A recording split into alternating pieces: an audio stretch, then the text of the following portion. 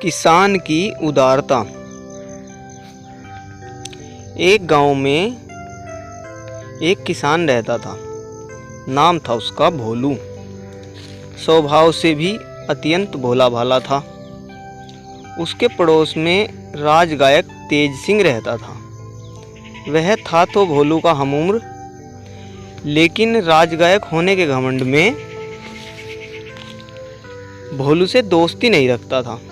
वह नित्य प्रति सुबह सुबह गाने का अभ्यास किया करता था। भोलू के कानों में जब उसके सुरीले गानों के बोल पड़ते तो उसका दिल करता कि वह भी गाए, लेकिन उसे गाना आता नहीं था। एक दिन उसने सोचा, क्यों न मैं तेज सिंह से गाना सीख लूं। जब भी मैं उदास होऊंगा, गाना गाकर मैं बहला लिया करूंगा। यह सोचकर वह तेज सिंह के पास गया और बोला, भाई तुम बहुत अच्छा गाते हो, मैं भी गाना सीखना चाहता हूँ, क्या तुम मुझे गाना सिखाओगे? तेज सिंह उसका मजाक उड़ाते हुए बोला, अच्छा तो तुम एक मामूली किसान होकर गाना सीखना चाहते हो? भोलू उसका व्यंग समझ नहीं पाया। बोला, हाँ भाई, गाना सीखने की मेरी तमन्ना है, कृपया मुझे सिखा दो। तो ऐसा करो भोलू, वह जो तुम ऊपर पहाड़ी पर एक गुफा देख रहे हो ना, वहीं पर मेरे गुरुजी रहते हैं। उनके पास 5 वर्ष रहकर मैंने यह विद्या पाई, तुम भी वहीं चले जाओ। तेज सिंह ने कहा। भोलू उसकी बात सच मानकर उसी समय गुफा में जाने के लिए पहाड़ी के पास पहुंच गया। ऊपर जाने का कोई रास्ता नहीं था। भोलू झाड़ियों के बीच से रास्ता बनाता हुआ सीधी चढ़ाई चढ़ता हुआ बड़ी मुश्किल से ऊपर पहुंचा। सामने गुफा थी। वह गुफा में चला गया। चारों तरफ अंधकार फैला हुआ था, कुछ दिखाई नहीं दे रहा था। भोलू आवाज लगाने लगा, गुरुजी गुरुजी। भोलू ने बार बार आवाज लगाई, लेकिन गुफा में से कोई बोला नहीं। भोलू परेशान हो गया। उसने फिर आवाज लगाई, कोई है जो मुझे गाना सिखाएगा? तभी अचानक गुफा में एक रोशनी फैल गई। यह देखकर भोला बहुत ही आश्चर्यचकित हुआ और उसने यह भी देखा कि सफ़ेद रंग के वस्त्र पहने और हाथ में वीणा लिए एक दिव्य स्त्री उसके सामने खड़ी है। भोलू ने कुछ बोलते नहीं बना। तब वह स्त्री पूछने लगी, कौन हो तुम? यहाँ कैसे आए? जी, मेरा नाम भोलू है, मैं नीचे गांव में रहता हूँ। मैं गाना सीखना चाहता हूँ, इसलिए यहाँ आया हूँ। भोलू हकलाते हुए बोला, लेकिन गाना सीखने के लिए तुम यहाँ किसने भेजा? वह स्त्री पूछने लगी, मेरा पड़ोसी मित्र तेज सिंह राजगायक है। उसने मुझे बताया कि इस गुफा में उसके गुरुजी रहते हैं, जिनसे उसने संगीत विद्या सीखी थी। उसी ने मुझे यहाँ भेजा है। भोलू ने डरते डरते उत्तर दिया। वह स्त्री बोली, अच्छा, तुम्हारे मित्र ने तुम्हें गाना सीखने के लिए यहाँ भेजा है? जी हाँ, लेकिन आप कौन हैं? गुरुजी कहाँ है? हिम्मत जुटाकर भोलू ने पूछा। तुम मुझे ही अपना गुरु समझ लो, मैं तुम्हें गाना सिखाऊंगी। वह स्त्री बोली, तो आप संगीत की देवी हैं, मेरा प्रणाम स्वीकार करें। ऐसा कहकर भोलू उस स्त्री के चरणों में झुक गया। देवी ने उसे आशीर्वाद दिया। फिर भोलू को लेकर अंदर एक विशाल कक्ष में जा पहुंची। वहां बहुत से व्यक्ति बैठे हुए थे। कोई वीणा बजा रहा था तो कोई तारा, कोई गाने का अभ्यास कर रहा था।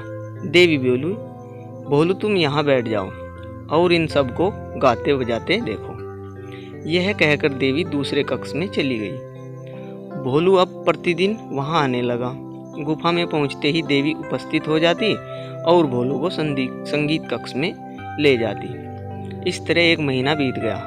अगले दिन जब भोलू गुफा में आया तो देवी भोलू के सिर पर हाथ रखकर बोली, भोलू तुम्हारी शिक्षा पूरी हुई, अब तुम बहुत अच्छे गायक बन गए हो, अब तुम्हें यहाँ आने की कोई ज़रूरत नहीं। भोलू बोला, लेकिन देवी, मेरा मित्र तो 5 वर्ष गाने सीखने में लगे, फिर मुझे इतनी जल्दी कैसे आ जाएगा?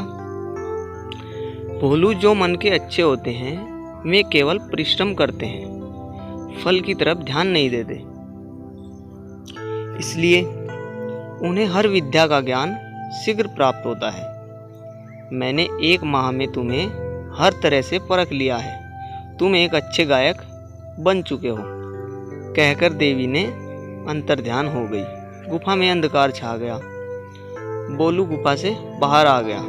अपनी आवाज़ को परखने के लिए गुनगुनाने लगा। उसे लगा कि वह अच्छा गा रहा है। उसका हौसला बढ़ा। वह खुलकर गाने लगा। गाते गाते वह अपने घर जा पहुंचा। राजगायक तेज सिंह उस समय घर पर ही था। उसे भोलू के गाने की आवाज़ सुनाई पड़ी। सोचने लगा, इतना सुरीला स्वर इस गांव में भला किसका हो सकता है। वह घर के बाहर निकला। क्या देखता है कि यह तो भोलू गा रहा है। वह हैरान रह गया। भोलू की नज़र में भी तेज सिंह पर पड़ी। वह दौड़कर आया और तेज सिंह के पैरों पर गिर पड़ा। तेज सिंह हड़बड़ा गया। पूछने लगा, भोलू क्या हुआ? मित्र, मैं तुम्हारा बहुत आभारी हूँ। तुमने मुझे ऐसी जगह बताई कि जहाँ मैं 1 महीने में ही गाना सीख गया। भोलू विनम्रता से बोला। तेज सिंह कुछ समझा नहीं। वह तो भोलू को बुद्धू बनाकर उस बात को भूल चुका था। हैरानी से पूछने लगा, तो मैंने तुम्हें कौन सी जगह बताई थी? अरे भूल गए तुम, सामने वाली पहाड़ी पर गुफा की बात तुम्ही ने तो बताई थी। भोलू उसे याद दिलाते हुए बोला। इतना अच्छा। वह कुछ बोला नहीं और अपने घर के अंदर चला गया। अब भोलू प्रतिदिन सुबह अभ्यास करने लगा। तेज सिंह को उसकी मधुर आवाज़ के आगे अपनी आवाज़ फीकी लगने लगी।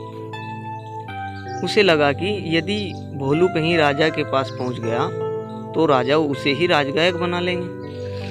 उसने सोचा, क्यों न मैं भी अगली सुबह जाकर देवी का आशीर्वाद ले आऊं। यह सोचकर वह पहाड़ी की ओर चल दिया।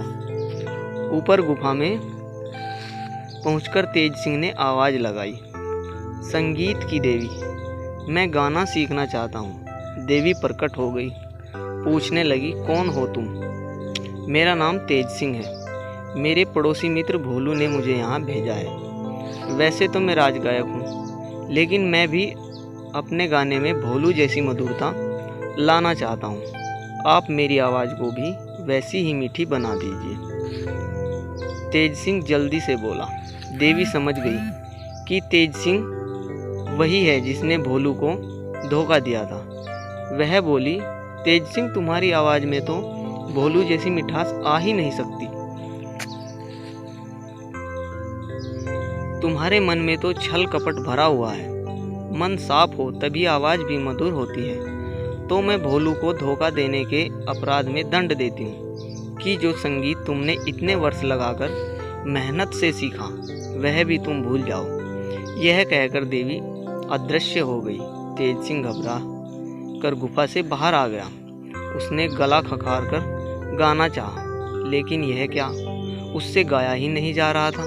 एकदम बेसुरी आवाज़ निकल रही थी। वह रोता हुआ भोलू के पास पहुंचा। उसे सारी बात बताई। बोला, भोलू, मैं अपने किए पर बहुत शर्मिंदा हूँ। कृपया मुझे माफ़ कर दो। अरे दोस्त, मैं कैसी माफ़ी हम चलकर देवी से मांगते हैं। वह बहुत दयालु है, अवश्य माफ़ कर देंगी। चलो उठो, वहीं चलते हैं। भोलू बोला। मैं दोनों फिर गुफा में पहुंच गए। तभी देवी उपस्थित हो गई। पूछने लगी, कहो भोलू, कैसे आना हुआ? देवी को प्रणाम कर भोलू बोला, देवी, मेरे मित्र को माफ़ कर दो। उसे उसकी मधुर आवाज़ लौटा दो। लेकिन भोलू, इसने तुम्हारे बुद्धू बनाया था। देवी बोली, अब यह अपने किए पर पछता रहा है। भोलू बोला, अच्छा तुम कहते हो तो मैं इसकी आवाज़ वापस कर देती हूँ। वह कहते हुए देवी ने तेज सिंह के सिर पर हाथ रखा। बोली, तेज सिंह, विद्या बांटने से बढ़ती है, छिपाने से और धोखा देने से घटती है। यह बात हमेशा याद रखना। जी। कहते हुए तेज सिंह देवी के चरणों में झुक गया। दोनों मित्र गुफा से बाहर आ गए। तेज सिंह गाने लगा, अब उसकी आवाज़ अत्यंत सुरीली हो गई थी। वह बहुत खुश हुआ। भोलू से बोला, भोलू तुम्हारे कारण मेरी आवाज़ मुझे वापस मिल गई। मैं तुम्हारा एहसानमंद हूँ। मैं तुम्हें कल ही राज दरबार ले जाऊँगा। अब तुम राजगायक बनकर मान सम्मान पाना। मैं कहीं और चला जाऊँगा। भोलू बोला, मित्र मैंने राजगायक बनने के लिए गाना नहीं सीखा। मैं तो केवल अपने मन की खुशी के लिए गाना सीखना चाहता था। मैं तो एक किसान हूँ। खेती बाड़ी में ही मेरा मन रमता है। राजगायक तो तुम ही हो और तुम ही रहोगे।